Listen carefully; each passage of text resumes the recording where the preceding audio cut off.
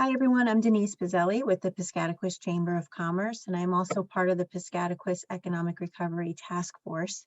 And today I have with me Jim Pineau. He is with the Small Business Administration, and he's going to give us information on the Restaurant Revitalization Fund, which is part of the relief package for restaurant owners. So I'm going to go ahead and give this right over to Jim, and we'll get started.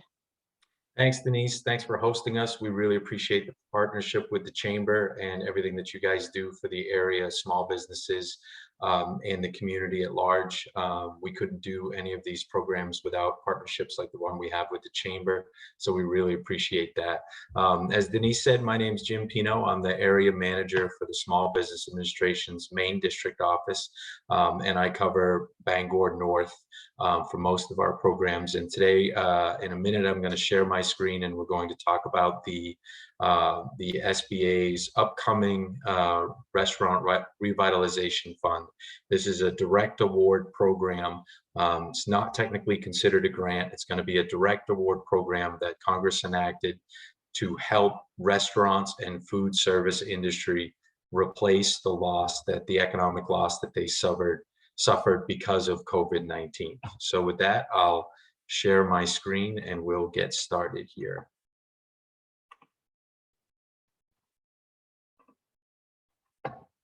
All right.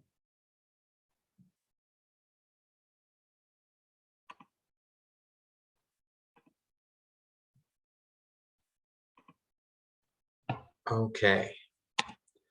So the American Rescue Plan became law on March 11th of this year, and it established the Restaurant Revitalization Fund. This is a brand new fund.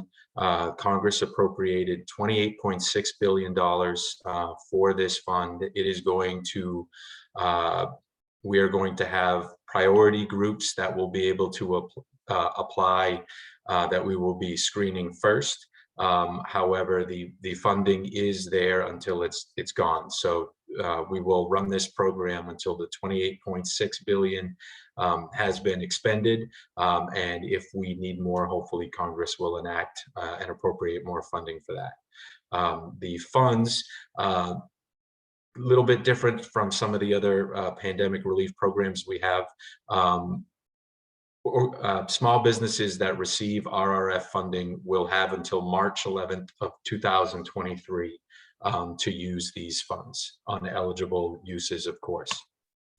So for the Restaurant Revitalization Fund, there are several organizations that are eligible. And you'll see in this slide is a good precursor to the rest of the slides in this presentation. There's an awful lot of text. And so I'm not going to read through every single sentence. All of this information can already be found at SBA's website at restaurants.sba.gov.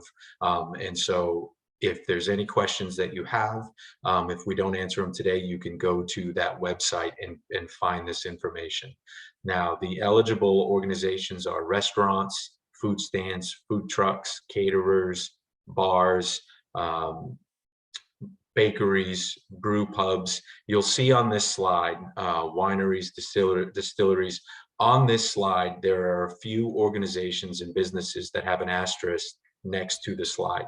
What that means is these organizations, when they apply, they will, in order to be eligible, they will have to be able to show the SBA that at least 33% of their gross receipts from 2019 were the result of on-site sales. So for instance, a brew pub or a microbrewery that has a tasting room, in order to be eligible, you'll need to show that at least 33% of your sales from last year were the result of people coming into the store and tasting your brew, because that is what has been affected by COVID-19. People haven't been able to come into businesses. So that's the same thing with wineries and distilleries and inns. You have to have at least 33% of your gross receipts or be a result of on-site sales.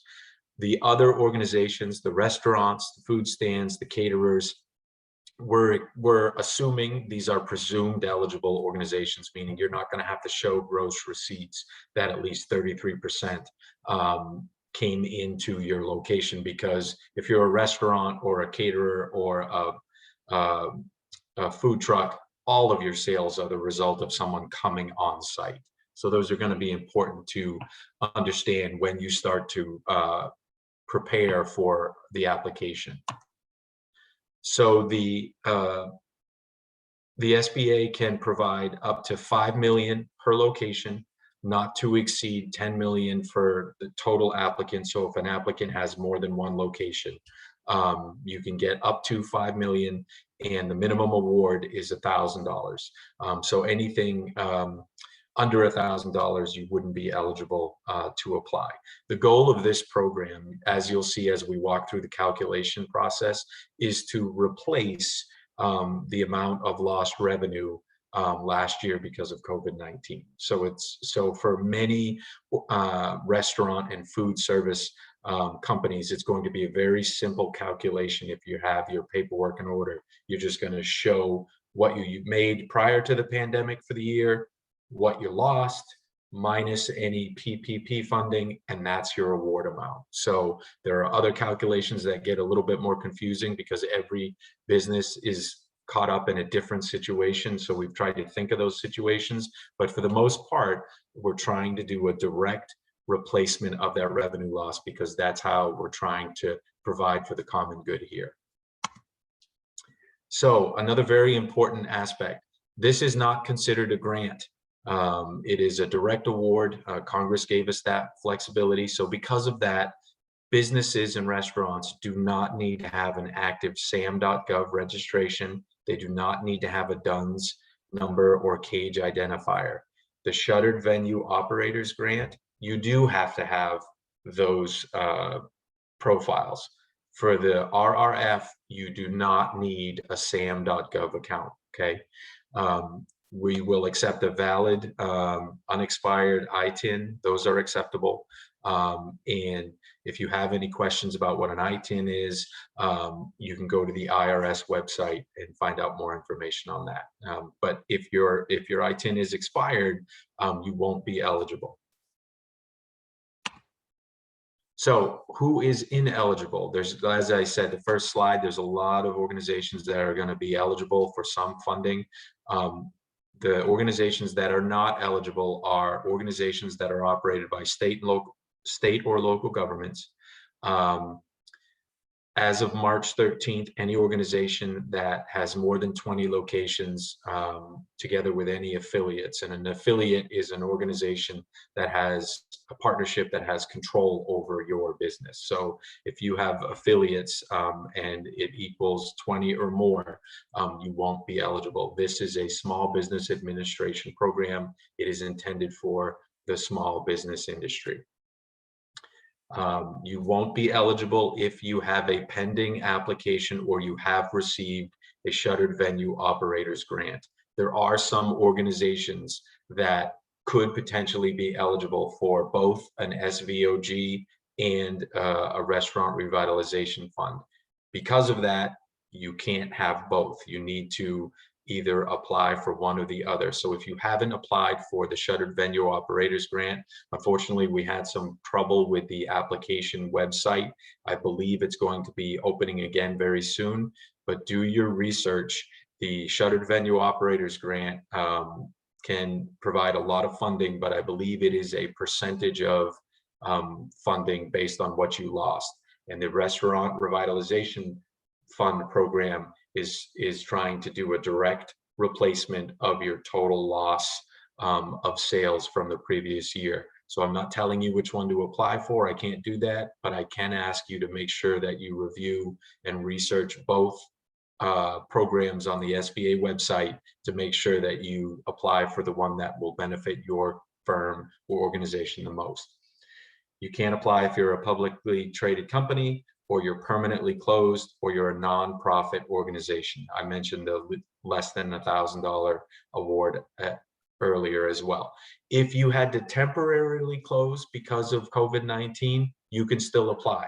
It's if you've permanently closed that you can't apply for this, you're not eligible for this. So the types of organizations that are eligible, because there are several types of legal business structures, as we all know: C Corps, S Corps, partnerships, LLCs, sole proprietors, self-employed, independent contractors, tribal-owned businesses, and LLCs taxed as S corps or sole proprietors are all eligible. You need to know what type of business structure you have before you apply, so you can check the right box as you go through the platform. So franchises are eligible, and we have at the SBA, we have what's called the franchise directory list.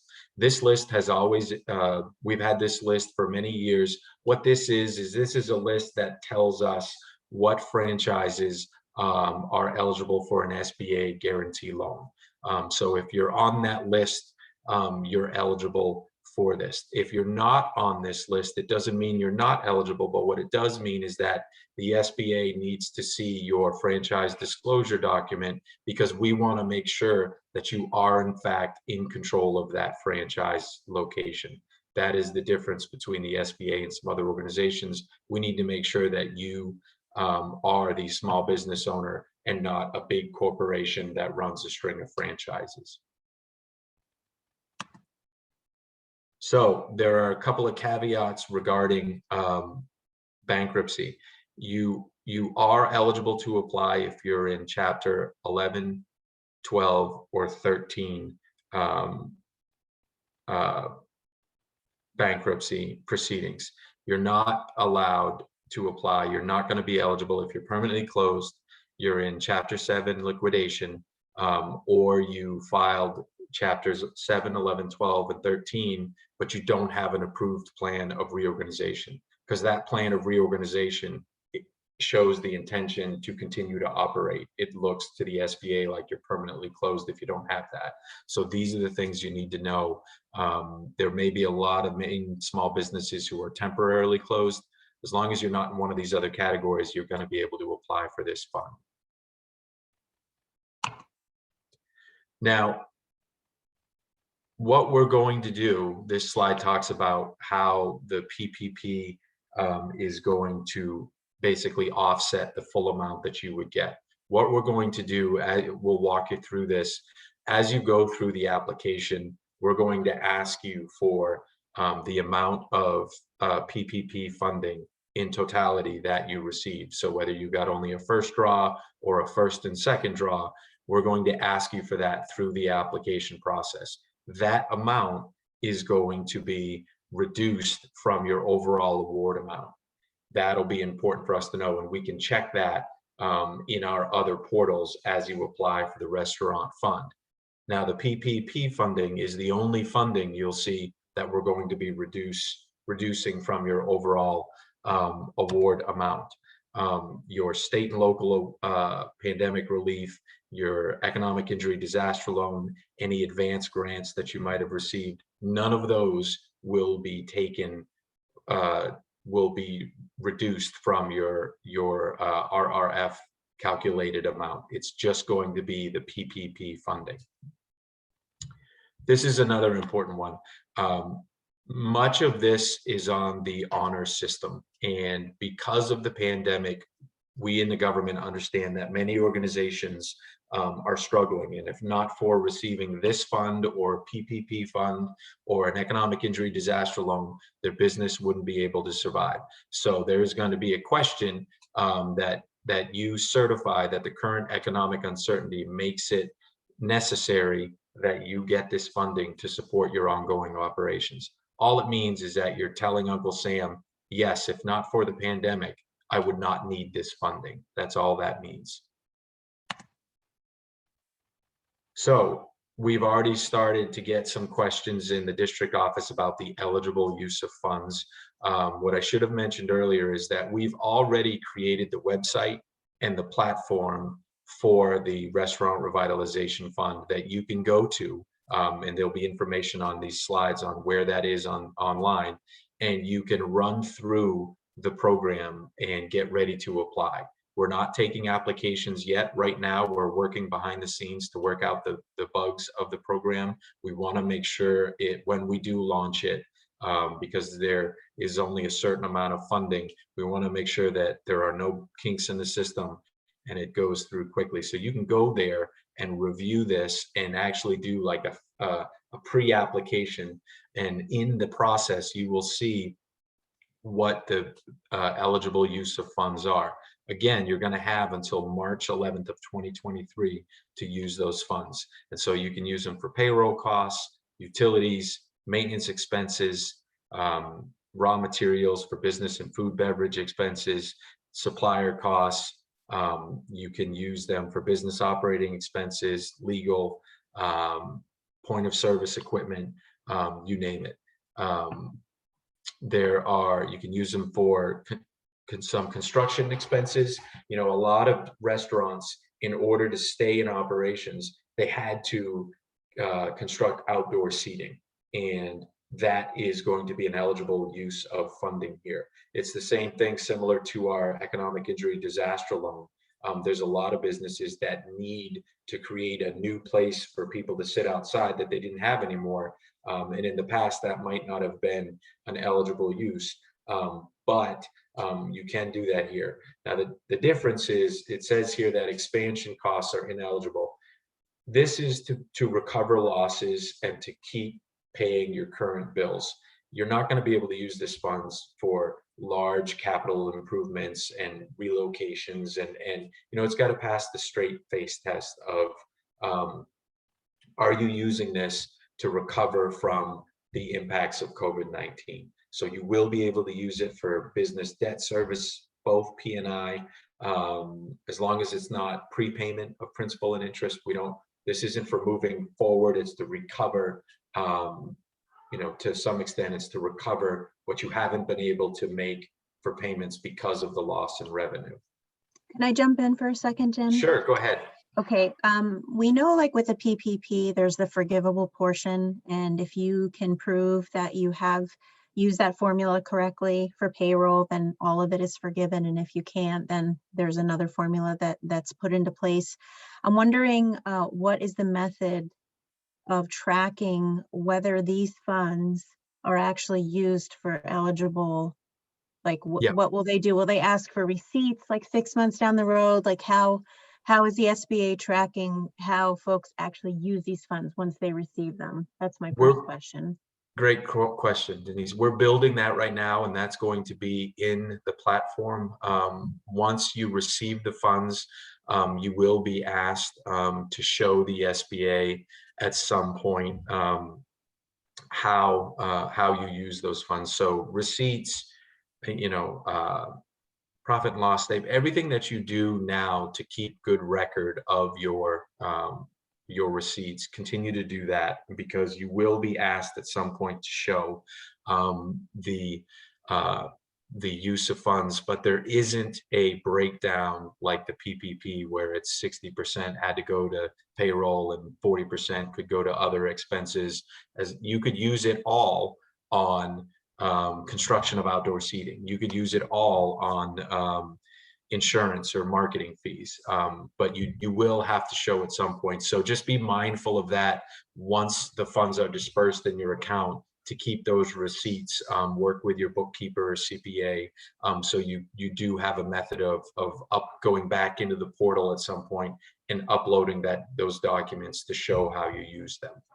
And is that generally done around tax time, or is it a couple months later? Do you have any idea? We haven't decided that yet. And I think it's because it could be, you know, for every business, it might be different depending on the size of the award. Some businesses, depending on how much they get, they might put it all towards, you know, some debt service, and then be able to show immediately that this is how we applied these funds. For other businesses, if they get, let's say, a more significant amount, but they're going to use it over time, over that 2-year period, we won't have all those receipts 6 months from now. So it's going to take a little bit of time. But what I would recommend is continue to monitor, sign up for email updates from the SBA.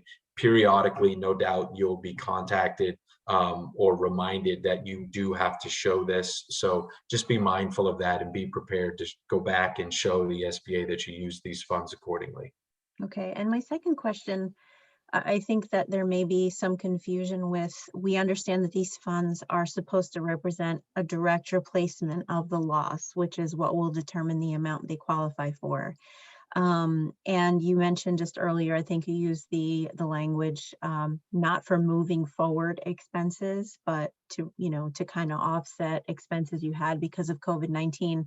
So when we think about construction of outdoor seating, if they haven't already done that and they're realizing that even though things seem to be loosening up, there are still, there's still a majority of people that are really still feel really unsafe about eating out, and they would prefer to go to a restaurant with outdoor seating.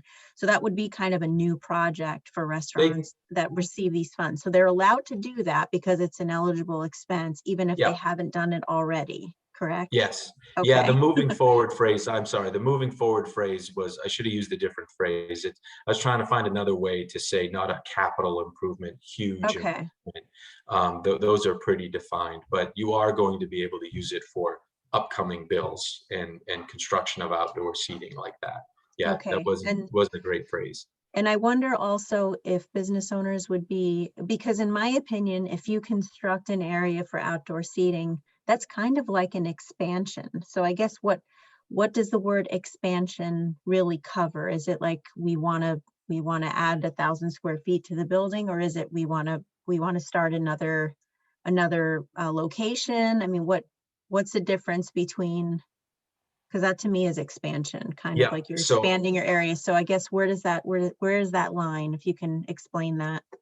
I think that would be, if you wanted to, if I think expansion would be another location, adding Okay, another location. If you're expanding on the size of the building, on the footprint of land that you already own, that would be fine in order to make outdoor seating. But if you have to go buy a new piece of land for the business to make outdoor seating, that would probably be considered expansion. So if you're putting outdoor seating on the land that the business already operates on, that would not be considered an expansion. I think it would okay, be if you had to all buy right. above and beyond. Okay, awesome, thank you. Awesome. All right. So like I said, you're going to have until March 11th, 2023 to use those funds. Um, if the business permanently closes after using the funds, let me see what that said.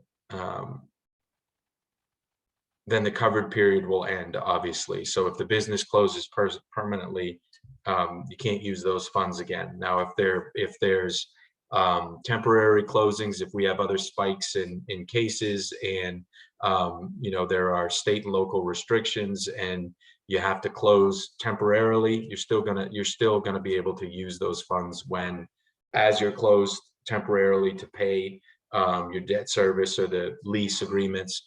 It's just you can't use it if you permanently close. And then any funds not used in that 2-year period have to be returned to the government. And these are just, worst case scenarios. The vast majority of businesses, especially here in Maine, once they get those funds, they already know what they're going to need to use those funds on. Jim, do you So know, are these yeah, funds going to be considered taxable? I don't know if you're going to get to that at some point, but will there I be don't know. taxes on these? You don't know, okay. I don't know. That's not something that we've been told yet. Okay. I know just I think some of the other types of pandemic relief that individuals have. I think right now the precedent is it's not considered taxable, but I'm not sure for this program. So that remains to be seen. As I mentioned, the use of funds assessment, there will be an expenditure report required. You will have to show how you use that. But until we have defined how you need to show how you've used it, you will be able to provide self-reported, unaudited reports. So you're not going to have to pay your accountant to give you generally the official audited report, because we haven't defined how we're going to do that yet. Like I said, a lot of this is on the honor system, because if we if we take too much time to build in all of the controls that we normally do for a lot of these programs, the businesses are going to suffer too much. So we're going to provide more guidance as the weeks and months move forward here. Right now, our focus is on launching this program and getting the funds into the hands of these restaurant and food service industry businesses. So as I mentioned, you can go to the website and run through a full application right now, and it will show you how you're going to calculate your amount. There are, I believe, 4 different types of calculations, and businesses may fall into more than one category of how they should calculate. And if you fall into more than one category, the system, the platform that we've built is going to take your numbers in aggregate and come up with how much you're going to get for an award if you're eligible. The easiest calculation, the first calculation method is if you were in operation prior to January of 2019, it's going to be your 2019 gross receipts minus your 2020 gross receipts minus your PPP loan. That's it. We're trying to make this as simple as possible. So if you're going to need your 2019 taxes and your 29 gross receipts. If you don't have your 2020 taxes done, you can provide unaudited gross receipts. You don't have to have your tax returns done. There's a lot of businesses that have asked for an extension. I mean, taxes aren't even due until May, officially. So we're not expecting you to have your 2020 taxes done. If you can get a comfort letter from your CPA, that's great. But we are accepting unaudited reports right now in order to do that calculation. So calculation 2 is for applicants that began operations partially through 2019. So you're going to take your average 2019 monthly gross receipts times 12 minus the 2020 gross receipts minus the PPP again. So we're trying to come up with our best estimate of what you would have made for the entire 2019. There were businesses that either weren't all the way operating, they didn't open all the way. So this is similar to how we did the PPP calculation for businesses that weren't in full operations for the whole year of 2019. And as I said, so you may choose calculation 2 or 3, and we'll get to calculation 3. We've been training behind the scenes at the agency to look at this website, this platform. It's really user friendly, and we've built in a lot of articles and information so that as you're going through the application, if you have questions, you're going to be able to stay in the application. And there are 40 different, right now they're still building them as we speak, but there are about 40 different articles that explain this is what we mean when we ask you this question. And there are 40 some odd technical policy questions that if you're not sure how you should choose a calculation, you can select one of these articles and it will tell you this is how we want you to go through the application based on your situation. So it's important for you to understand as the business operator that you can have your bookkeeper or your CPA next to you as you're going through this application, but we need you to be the authorized individual, the authorized representative, clicking yes and signing electronically when you apply for this program. The decision maker, the owner of this business, is who needs to be here, because there are systems in this. We've already linked and verified several banks and credit unions, and so we're going to link you with your bank account as you go through this process. So if it deems you eligible, you're going to get your funds as soon as possible, because that's how we're doing it. So we can't have you not be the one operating this application. So calculation 3 is applicants that began operations on or between January 1st, 2020 and March 10th, 2021, and applicants not yet open but have incurred eligible expenses as of March 11th, 2021. You can read this text just like I can.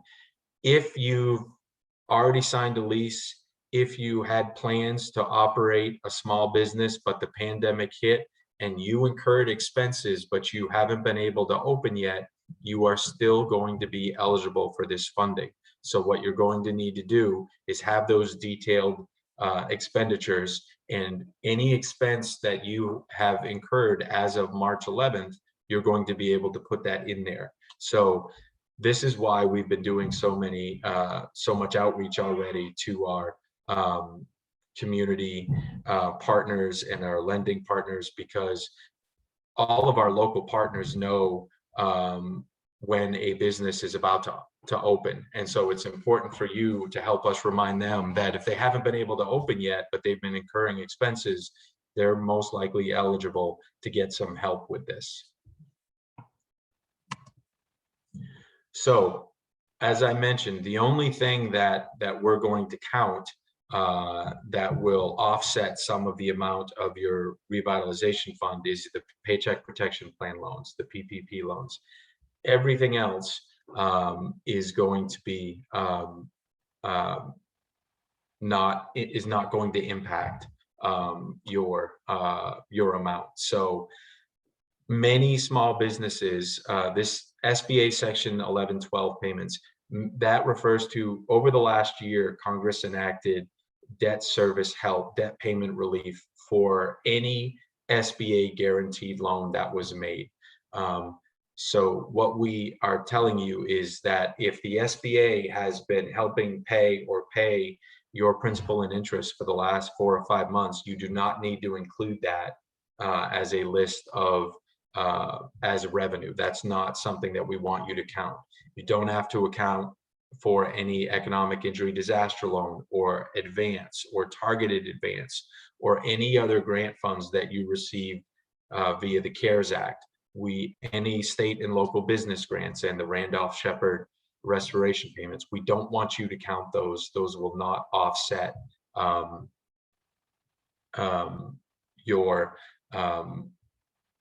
your payment. Now it says here, don't include the Paycheck Protection Loan gross receipts. We say that here because there is a page in the application where it will ask you, did you get a PPP loan? And you will say, yes, here's the loan number, and here's the amount for the first or second draw and/or second draw. So you don't need to add those up and have those be part of your gross receipts that you're uploading into the system. And Jim, that's because they're already being deducted. Yes. Yes, okay, that's great. Yeah, okay. they're going to be deducted, and we know this is an SBA platform, just like where the PPP sits, so we can see that already. We don't need you to include that in your gross receipts. So there are going to be 3 ways to apply. 2 of them are going to be the quickest. One of them is going to take a little longer, but we still are offering it to help some very rural business operators. One way to apply is going to be directly through restaurants.sba.gov. You can go there right now. It's open. You can go run through an application. It's not a real application yet, but you can prepare yourself for what you need to do. That's at the SBA platform. We have already a call center of 150 or more employees who are taking questions right now on how this system is going to work and what documentation you might need. So you can go to restaurants.sba.gov and apply through there when it's open. You can also apply through a point of sale vendor. Now, many restaurants and food service businesses use a point of sale vendor. The SBA has already came to agreement with a few point of sale vendors like Square and Toast, and we just announced a couple more yesterday, where If you use a point of sale vendor as a restaurant, at no cost to you, you will be able to just give consent to that point of sale vendor, and they will take your gross receipts and transactions, give them to the SBA, and then your calculation will be, your fund will be calculated, your award will be calculated. That is the quickest way. And we really appreciate those point of sale vendors doing this with us. There's going to be no fee to do that.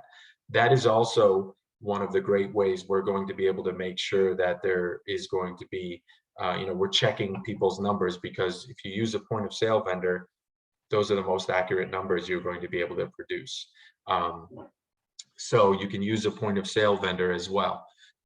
You're also going to be able to apply telephonically. You're going to be able to call this number, 844-279-8898, and apply over the phone through one of our call service representatives.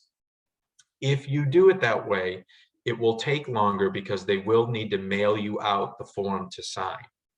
So we would prefer, if you can use restaurant, if you can get online or use a POS, point of sale vendor, do it that way. If you don't have internet, go to your local library, go to one of the SBA's partner organizations. Online is going to be the fastest way because the documents are set up to be signed electronically. So that's going to be the fastest way to receive your funds. So as I mentioned, what are you going to need for documents in order to apply? You're going to need the SBA form 3172. This is the form that basically the platform it's embedded in the platform. So you filling out the application and signing it digitally suffices that requirement. You are going to need a verification of a tax form 4506T, completion and electronic signature of this form in the SBA platform website is also going to satisfy this requirement. Again, we're working with the IRS, our other federal partner, to get this done, and the IRS has been a great partner with us through the SVOG, the EIDL, and PPP, and all the other acronyms I can think of. But we're working with the IRS to expedite the return of these forms. Your gross receipts, most businesses are going to be able to get your business tax returns, whether that's your 1120 or 1120S, your Schedule Cs, bank statements. The more, just with any program, if a program, if an application program calls for a form, and by name, whether it's IRS 1040 or 1120, if you have that form because you fit that category, use that form, get that form, okay? If you don't have that form, but you have documentation in lieu of that form, you can use those documentation like bank statements, externally or internally prepared financial documents. But what you have to understand is if you're not using the standardized form, it's going to take a little bit longer for somebody at the agency to review that form, because we're going to need to have a person review that form. What you should know is our hope is most of these applications are going to automatically go through the platform and be approved and or denied based on the standardized forms. For the organizations that have to use the other types of documentation, that's when a real person has to review these forms. And so we're schooling up here at the SBA to be able to review those forms as fast as we possibly can. But the more you can get those standardized forms, if you fit in that category, you should use them. So this is,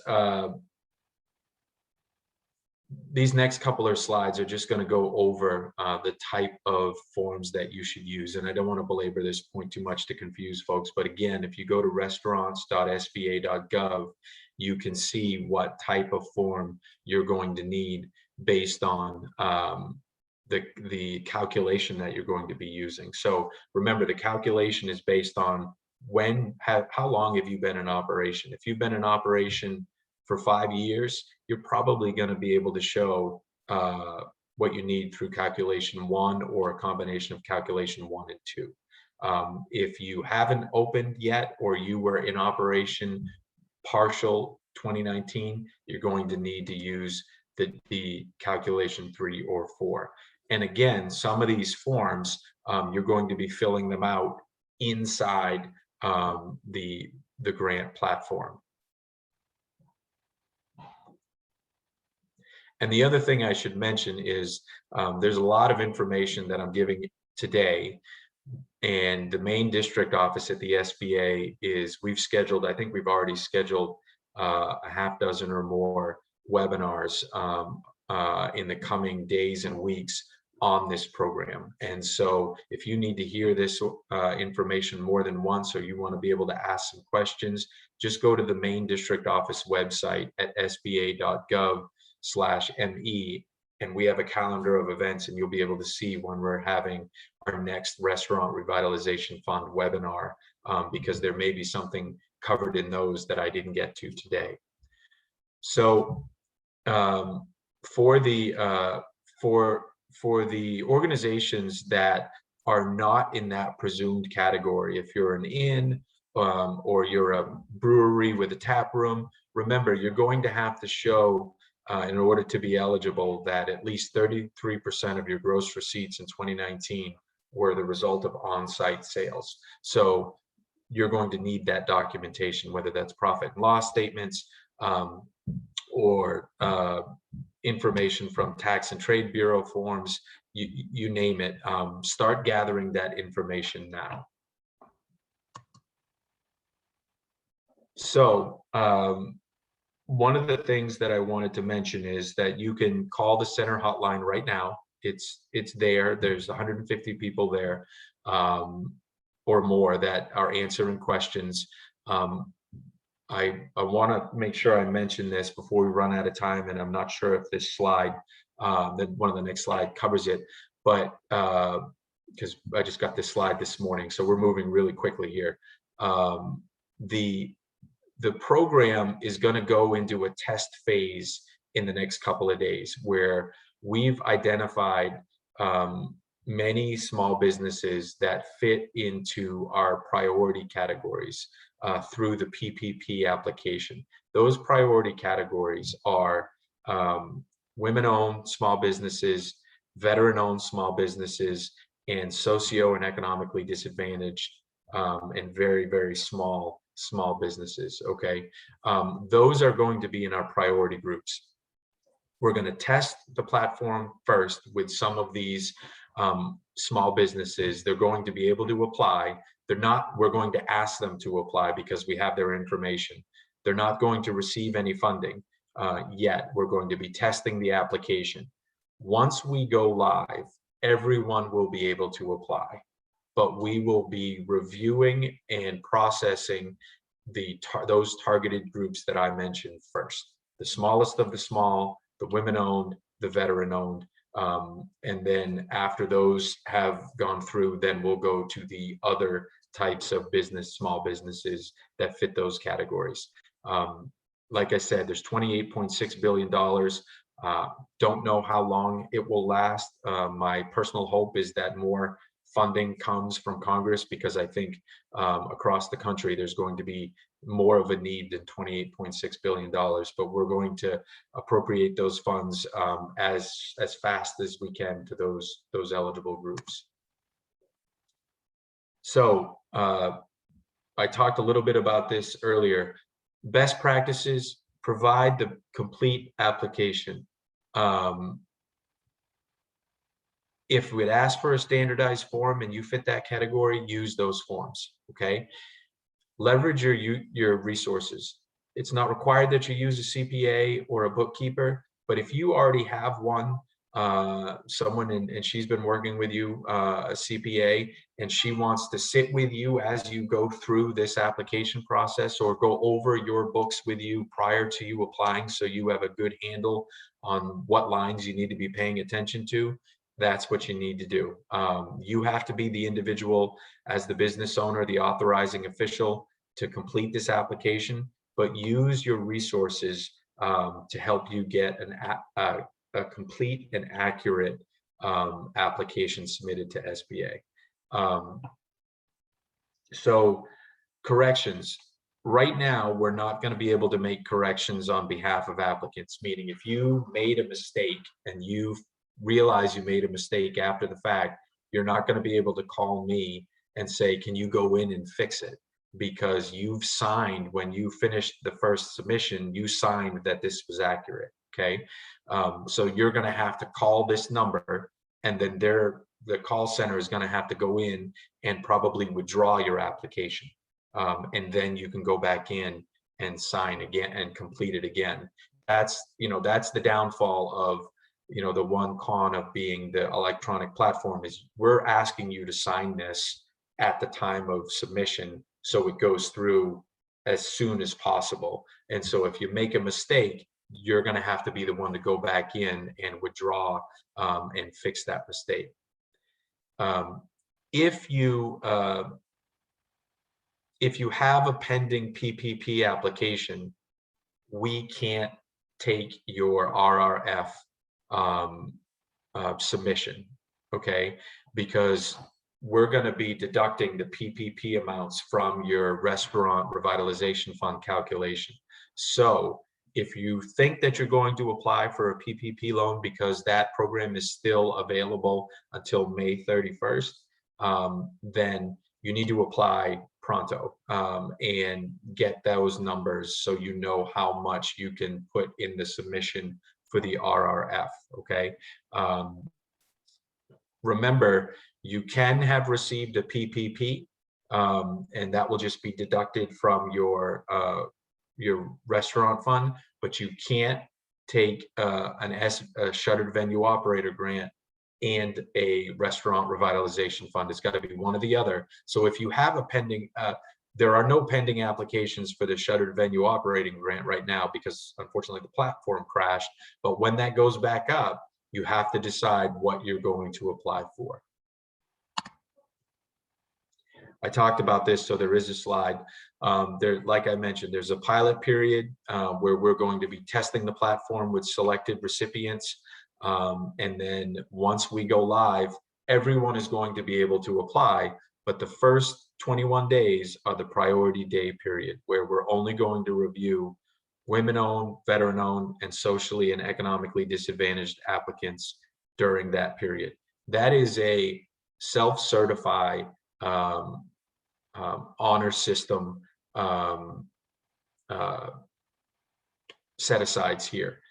What women-owned means is 51% of that business is owned and operated by women. It can be 3 women who all own 20% and make the daily operation management calls. That is meeting the definition of women-owned. Same thing with veteran-owned. But we want to make sure that women-owned small businesses, veteran-owned small businesses, and socially and economically disadvantaged small businesses get the first swing at this program. Day 22, all eligible applications will be processed and funded until the program funds are exhausted. Like I said, on day 1, everyone can apply, but only those first 3 weeks are going to be for those 3 set-aside groups that we mentioned. You are not allowed to change your operating and business structure now to make it so you fit into one of these set-aside categories to go first. That will bar you from receiving any funds. Because if you weren't always a woman-owned small business, you can't then make that change just to be in the front of the line. That's not fair to other women-owned small businesses who have always operated in that manner. So as I mentioned, it's a self-certify. It is, here's some examples. I gave some of those examples, so we don't need to go through the numbers. I don't need Denise to check my math. That'll just be embarrassing. But the socially disadvantaged individuals, these are the priority group definitions. Individuals who are members of these groups are considered presumed socially disadvantaged Black Americans, Hispanic Americans, Native Americans, including Alaska Natives and Native Hawaiians, and Asian Pacific Americans or subcontinent Asian Americans. Economically disadvantaged individuals are those socially disadvantaged individuals whose ability to compete in the free enterprise system has been impaired due to diminished capital and credit opportunities as compared to others in the same business area who are not socially disadvantaged. And if you're in one of these groups, one of these social groups, if you're in one of these groups and you've felt it and you know that you're in one of these groups. And I mentioned this entity reorganization for the purposes of qualification for the priority period will result in automatic disqualification. You can't make a change the week prior to applying that didn't exist before. That's not fair to other small disadvantaged businesses. Here's how we're going to do it. $5 billion is going to be set aside for applicants with 2019 gross receipts of not more than 500,000. An additional $4 billion is going to be set aside with applicants with 2019 gross receipts of 500,001 to $1.5 million, and then an additional 500 million is set aside for applicants with 2019 gross receipts of not more than 50,000.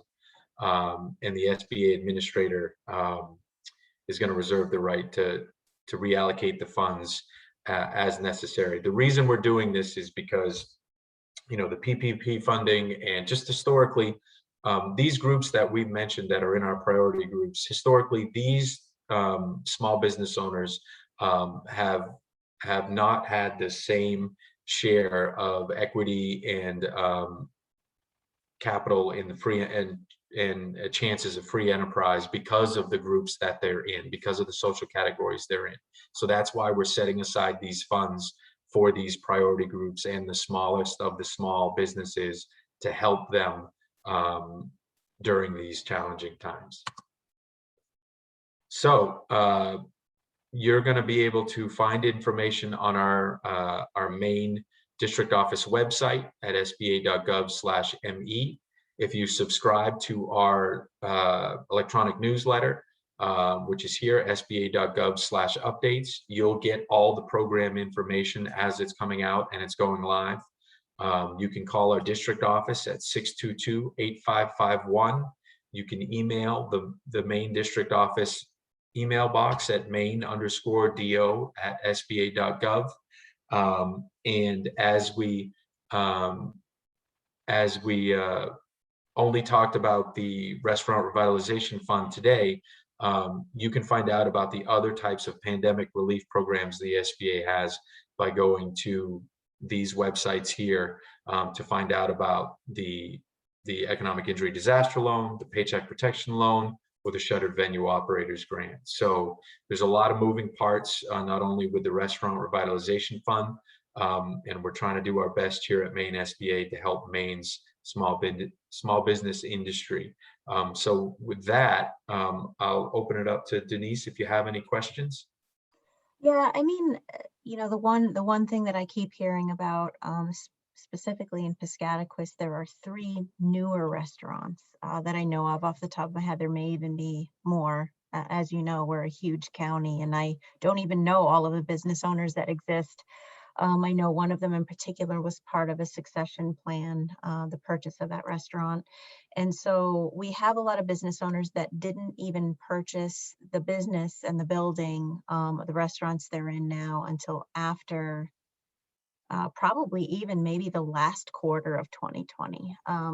But they were basing their projections on gross receipts from the previous owners that had been in business for 10, 15, 20 years. Several of them, at least 2 of them I know, do have tax returns from the previous owners, but don't have bank accounts, can't really show what quarter those gross receipts came in. They just have a tax return to show what these prior owners brought in each year for maybe even up to 3 years prior to the pandemic. So I guess my question is, if they can show, hey, this is what the previous owner brought in 2019, these were my projections. And even though I made the purchase smack dab in the middle of the pandemic, I mean, I think I know I can speak for me, I thought this thing was going to be a 3-month thing and it was going to be over. And then it kept extending. And then here we were a year into it and we thought, okay, surely 2021 will be different. And it's just one of those things that keep stretching out. But I think that those individuals that were, I don't know, crazy enough to actually purchase a business and have a dream in the middle of a pandemic find themselves not necessarily able to show a loss in their own books because there was nothing to show in 2019 or even the first half of 2020, but they're still finding that it's a much greater struggle to do what they need to do and to meet their projections. So, I mean, should they even attempt to apply by offering the tax returns from the Yeah, previous owners yeah. and showing that kind of a loss, or do they just not qualify because they're too new? How does that work? I think, and I'll preface this by saying I need to double check, but I think they should. I think that they should apply, and I think that they will be able to provide that information, that supporting documentation, because there are, there's a lot of restaurants that's the case. There's an acquisition, and maybe the menu changes, but it's the same restaurant. Yeah. I think. We had a training yesterday. I think there will be some upcoming trainings and information if that's not already on the website. But I think those individuals should still apply because I think they will be able to use those returns and the revenues from the previous year. And I will double check to see if that's out and get back to you, Denise.